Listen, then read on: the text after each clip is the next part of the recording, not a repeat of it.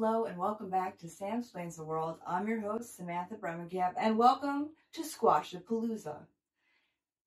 We have some delicious yellow squash, but the main feature of this episode, the star, if you will, is going to be on this lesser known delicata squash. Delicata Davida, baby, which is kind of like the most delicious of the squash. And you'll see what I mean in a minute. We are going to roast them in the oven.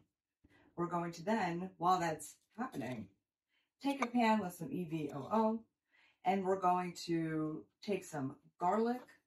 We're going to smush it, crush it, chop it, have it cook down, brown down a little bit in the pan, and then we're going to add some delicious farro, which is a grain you might not be familiar with, but I prefer it because I think rice is a little boring to me. I like to have a little bit more to chew on, so farro is a great alternative and does a really good job taking in the flavors that you're adding to it. So the flavors that will be added to that will then stuff the squash, will be farro with goat cheese, bacon bits, and walnuts for health. It doesn't get easier or more simple than that, but it ends up being delicious. And a little secret that I'm going to share with you, when I am cooking farro, I like to almost burn it. I like to get it a little bit browned and crispy so that there's more of a crunch when you're eating it, which I just think adds so much to it and ends up being super tasty and a really great alternative in the summer, especially if you're, barbecuing a lot and you're trying to pretend to be healthy. What a great way to trick yourself. It's kind of healthy. There's some vegetables in there. An EVOO, that's supposed to be good for you, I think. So here we go. Let me take you on this Squashapalooza journey. Here's a nice little Sam Explain quick tip from your host, Samantha Bremekamp from Sam Explains the World. I harvested some really great things today. Wait, hold on. No, buy. No, sell. No, buy. What? Oh, never mind. It's the squash. One thing I always make sure to do, if something's exceptionally perfect for its category, like this yellow early prolific squash, I make sure to harvest / save some of the really good seeds from it, the plump ones. If it's flat and see-through, it's not going to grow anything. But if they're plumpy, because I like them big, I like them plumpy, I will take a few and put it aside. Most people don't want to eat the seeds anyway. I'm not going to go through the trouble of taking out some of the seeds. There's really not that many. But the ones that are plump and like popping out a little bit, it's super easy to just grab it and save it for next year. Just if you want your garden to continue growing like the best of whatever you're trying to grow, that's how you do it. Without having to buy a brand new plant from a store, harvest the really good seeds. Anyway, a really easy inside dish in case you're having a thunderstorm, which is about to occur outside. Cut up the squash from your garden. I did it in discs because it's fun. I harvested some really good plump seeds. Then I lined it up in this glass oven-safe dish, added butter, breadcrumbs, and Parmesan, and that's it. The oven went ding, so I know that it's, even though I put it on 400 because our oven's just ridiculous, I know it's now at 350. I'm going to put it in for about 20 minutes and have it with a delicious chicken and the sauce I made that you saw the other episode. So really easy, really delicious, and practically good for you. What more do you want? It wouldn't be Squashapalooza without our friend, the spaghetti squash, and this boy, big boy, zucchini, which is a squash, by the way. If you're like, what, that's not a squash, that's a zucchini. One and the same, my friend, one and the same, and delicious and gigantic. I had such a great time with my good friends in the new neighborhood who took me to Goods for the first time, so that was amazing. It is right by that famous smorgasbord and office 625. As we were leaving, I had been lamenting about wanting to find really good peaches, and we turned on two wheels basically because of this really sweet farm stand The produce smelled amazing and everything was so affordable. I got a billion things, the delicious corn, peaches, squash, zucchini. It was like two for $1 or whatever, and ended up getting change back from a 20, and blows my mind this day and age, but highly recommend that spot. And without further ado, we're gonna do some fun things. I don't know if you've ever had spaghetti squash. It's super easy, and I know people who try to stay away from pasta, being like, 3 meals a day, will often go to something like this because it gives the illusion of a pasta like consistency. It's stringy inside. We're gonna cut it in half. We're gonna turn the oven on, set it to like 350, preheat it, cut this in half, put it face down, poke holes in the top parts of it, and let it roast in the oven. Num, num, num. And then you scoop out like this stringy, delicious inside guts. And that's what you end up using for your meal. And you can dress it up like it's real spaghetti and do like tomato sauce and cheese, or you could just do butter and chives, some basil, maybe feta. That would be really good with it. You can dress it up however you want, and it is delicious. The first thing you're going to want to do with your spaghetti squash is cut it in half. I used a super scary giant knife, like from scary Halloween movies, and it was not easy, by the way. So if you're super strong, awesome. And if not, don't be discouraged. And as much as you want to put it behind your car tire and just like smash it, just have some patience and wait for it to come apart. But when it finally does, what a miracle. And you're going to see all the awesome seeds inside. You're going to want to get them out. I put down a piece of parchment over the sheet. The sheet's going to be where the squash are going to go face down in the oven.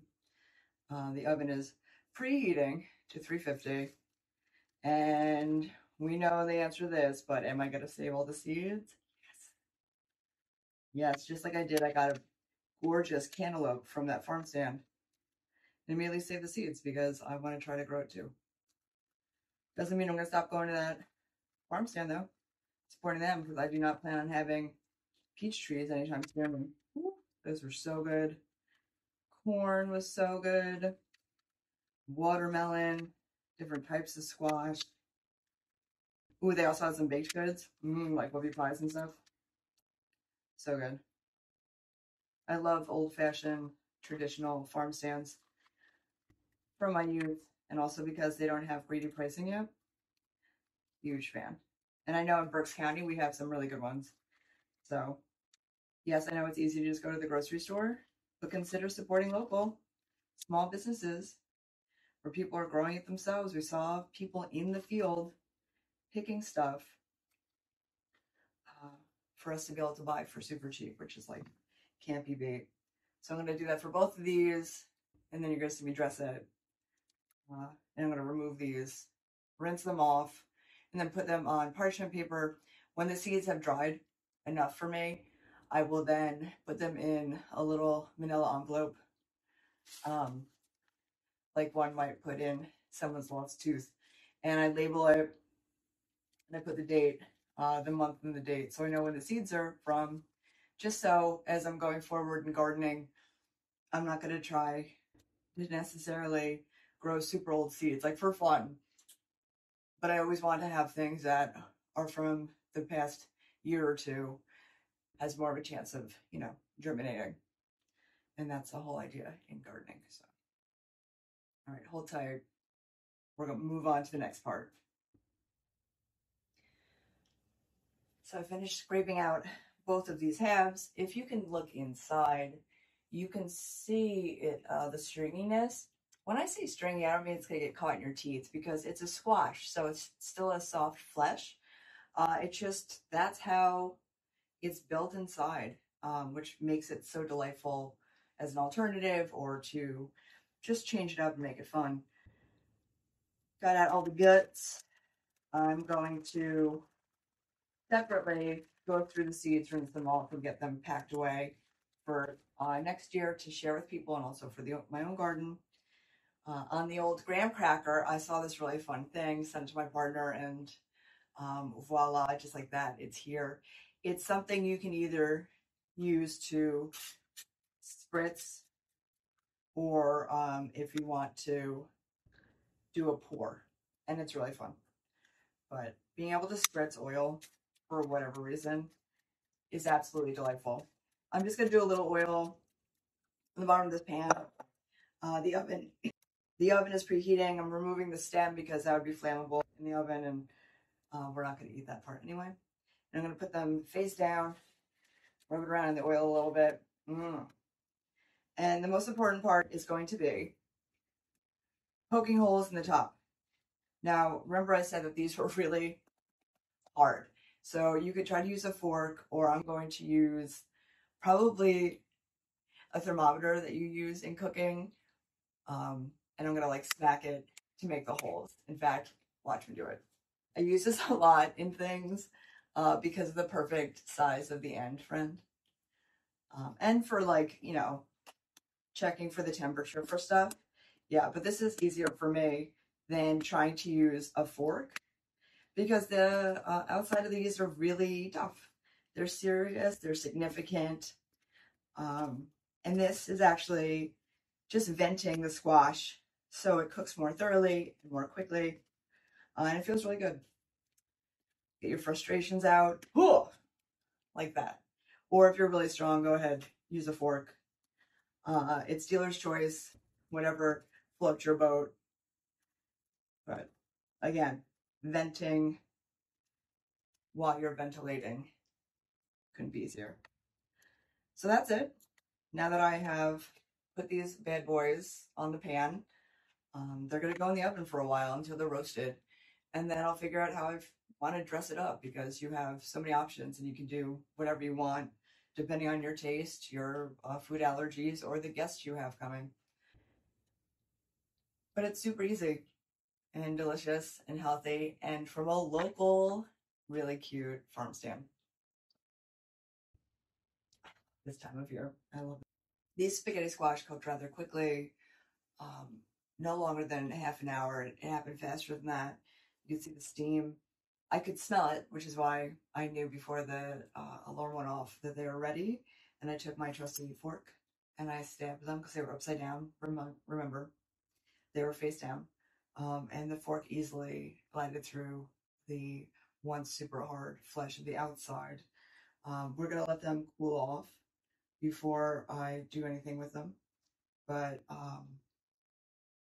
stringy, delicious, a lot of steam right now.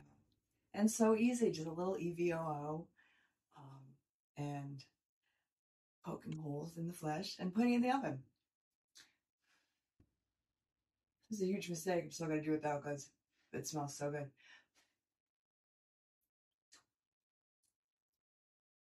It's at such like a buttery, delicious consistency. And we could easily dress it up however you want. I feel like you could also do this in like a sweet way, so it's like not just savory. If you wanted to use like butter and cinnamon, like you would for like an acorn squash, you could totally get away with that because it's so delicious. But this needs to cool down a little bit before I manhandle it and scrape out all of the delicious spaghetti inside of this squash. But it's really easy, and kids love it. You'll love it. Tasty, quick, simple. It's so good. I have to turn this off because I'm definitely going to just eat this for no reason. Now I feel like doing it with the butter. I can't wait to hear what you do with it because you have the option. And I hope you go to that farm stand or a local farm stand near you. Support local, friends. Support local. And eat deliciously. From the field that you can see to the farm stand, to your house, to your tummy. That's how it should be. Until you have your own acreage and you are the farm, that's how it should be. So first you're going to choose which one you want to use. Unless you have multiple people, but since it's just for me and my partner, I'm going to choose one. I'm going to choose this one. Oh, I just like it. And we're going to take a giant, ridiculously too big knife, a la the movie Halloween, and we're going to easily half this. Now the inside doesn't seem that impressive in any capacity. You're going to take a spoon and we're going to scrape out and save the seeds because that's what we do here in order to grow this next year and to share seeds with other people, which is really fun if you ever do a seed swap. So good. Hark, I hear marmalade having water. Stay hydrated, friends. All right, let me grab a spoon, get rid of these seeds, dress it a little bit, talk to it, sing to it, make it feel good about itself, and then pop in the oven. The old bing bang boom.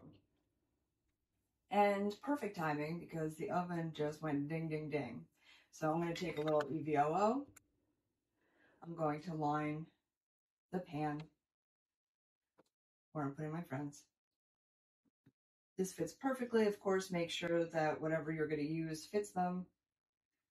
I prefer glass for this type of thing. Nice light drizzle.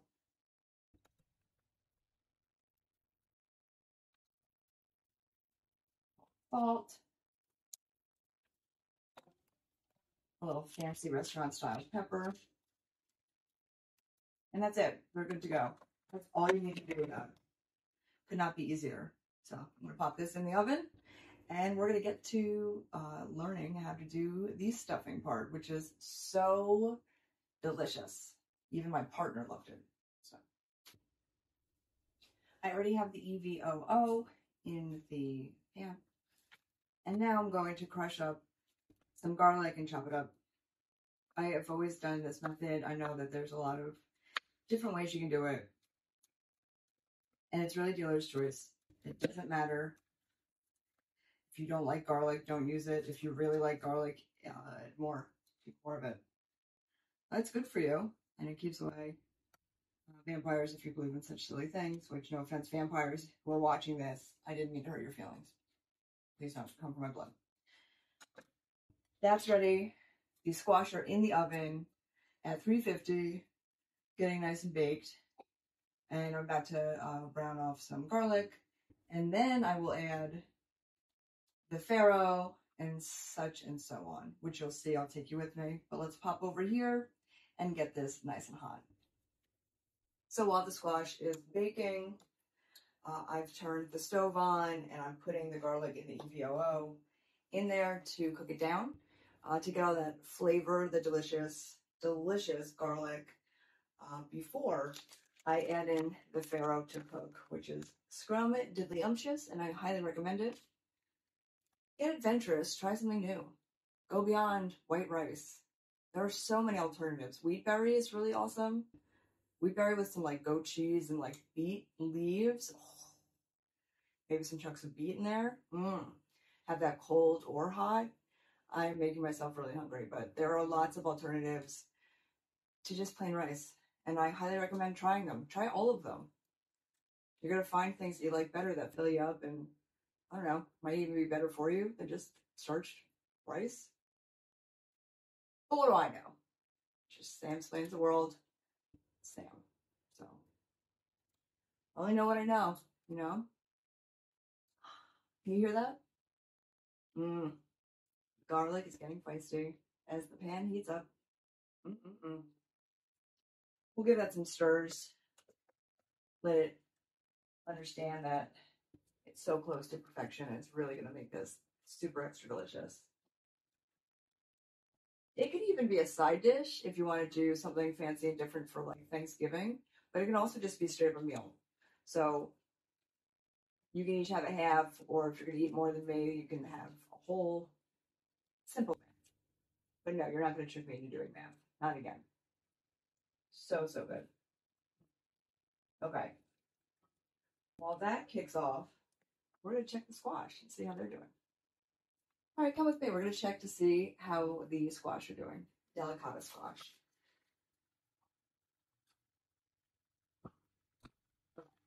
You can definitely hear it. I'm going to use the fork test and see if the flesh is tender.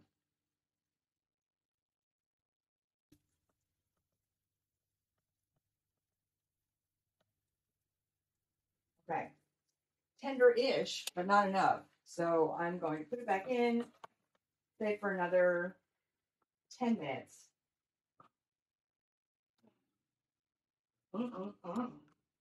And then I'm going to add the goat cheese, the basil, and stuff those bad boys because delicious. So, so good.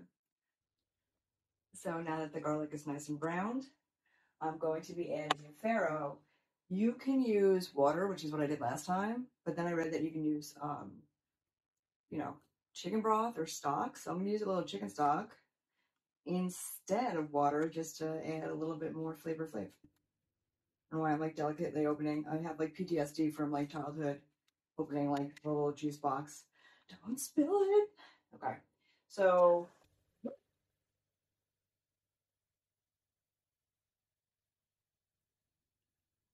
I'm gonna use the whole thing. For water, it said 3/4 of a cup, but this is stock, and I'm feeling thirsty, so I did the whole thing. Hi, Marmalade. And farro. And then wait for that to boil. Once it boils, you bring it down to simmer. Simmer down now. My co-captain, Marmalade, sous chef extraordinaire. Look how big she's getting. Not even 5 months old. She loves it, but she especially loves chicken stock, which I totally get. I totally get. Okay, thank you, associate. She's busy. You know, can't keep her pinned down. She does what she wants, which means I'm gonna have to let her out for a second, so hold tight. So as I took Marmalade outside, she reminded me that something really great to add to this could be spinach if you have that, or if you have an overabundance of basil, it's a wonderful thing to add last after you've chopped it finely. If you like it like that, or if you like bigger chunks, then cut it like that, or just hand rip it. But that will get added last because you still want it to have like the nice green. And the same, if you're going to use spinach, you have to do that last because it'll shrink down immediately. And if you do it later on in the process, you have a better shot of it not shrinking down to nothing and to retain some of the beautiful green. But that's just, you know, a suggestion.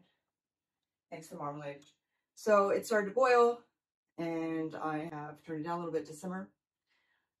And we're going to have it simmer until all of that liquid is gone and it starts to get a little bit crispy, because that's what really separates bland from killer, amazing, delicious. And learning that the hard way by mistake, because I overcooked it one time and was sad and was like, I'm going to eat it anyway because I don't want to waste food. And it turned out to be lovely and delicious and added like another dimension to it that I wasn't expecting. So again, sometimes mistakes can become the greatest thing ever. So don't get mad at yourself if you make a mistake. You're a human being or alien. I don't know anything about you. And it's okay to experiment in the kitchen. Live a little. Have a little fun. Realize that it's just a little bit of food. Should it go sideways to a point that you can't even have it and that not even your neighbor's goats want it. But you're going to be okay. So as the heat is making the liquid evaporate / soak into the farro, I'm going to add a little bit of the bacon bits now. These are real bacon bits, so it's not like the fake hard red things. You can also just make real bacon and chop it down to your liking. But since it has a little bit of liquid still, I'm going to add them now. The first time I did this, when I was like, boy, I overcooked it. How can I dress this up so I can make it edible? I put them in and they were great, but they were at the point of there's like no liquid in the pan left. Still delicious, a little too crunchy for me and my teeth. So adding it in while there's still some liquid to reconstitute-ish the bacon bits. And in a second, I'm going to also add in the walnuts, soak in some of that flavor.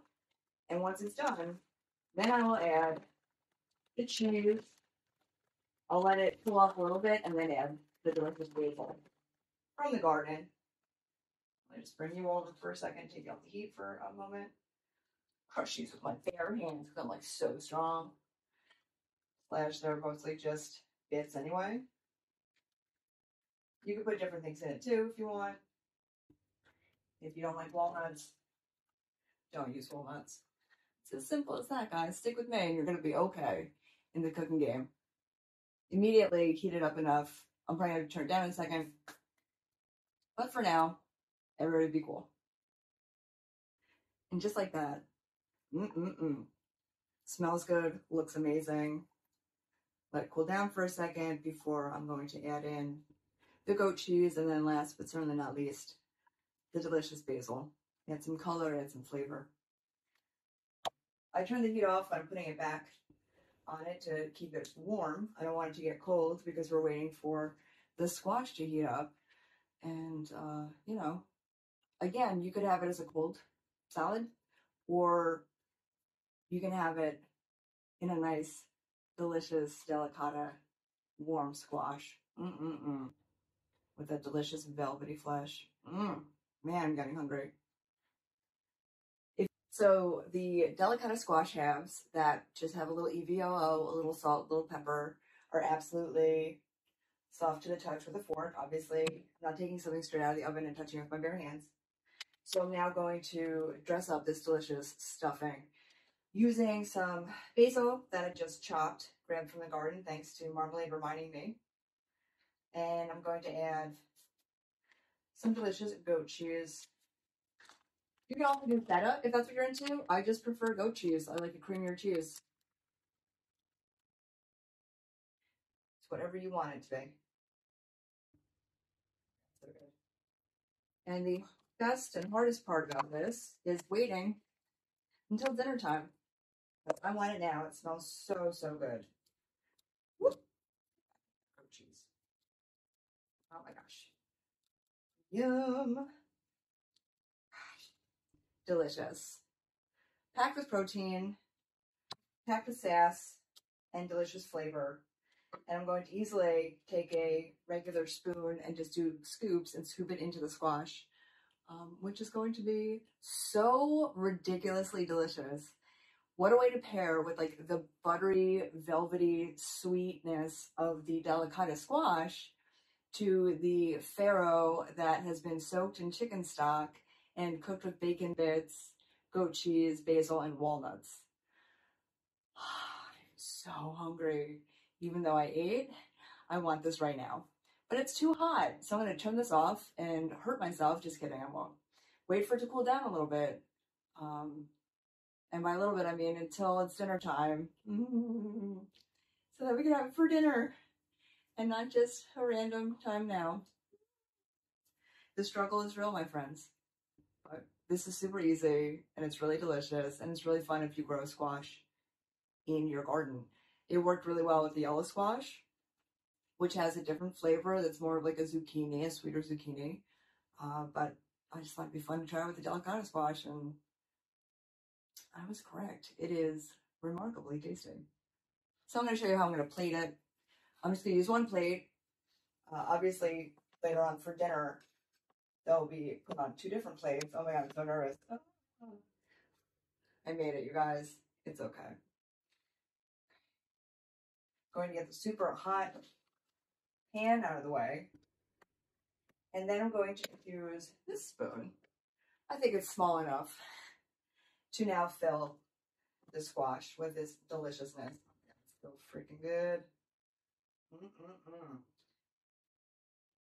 Now, I'm really surprised I didn't spill any because I usually spill a lot. So if you spill some, that's okay because there's a plate that's catching it. You don't have to panic. It doesn't have to be perfect. See, there you go. That's more my style. I think it adds a little to it. A little danger, a little edginess, a little grit, determination. But you know, you can use a smaller spoon if you want. And you can stuff it as little or as much as you prefer. Now I'm kind of just being silly because I wanted to show you guys just how great it's going to look. If you wanted to add a little more, I would suggest you even drizzle it with a little balsamic glaze if you want, but just to show you, oh my God. One day you'll be able to smell all my creations and you'll be so happy about it. But until then, let your eyes do the walking, your mind do the talking. Delicious. So, so good. And that's all it takes. So thank you so much for joining me for Squashapalooza. On Sam Explains the World, I'm your host, Samantha Bremekamp, and this is a delicious delicata squash grown in the garden, stuffed with a farro mix of deliciousness, and coming to you soon in your house, should you choose to accept this adventure. See you next Friday, right here on BCTV.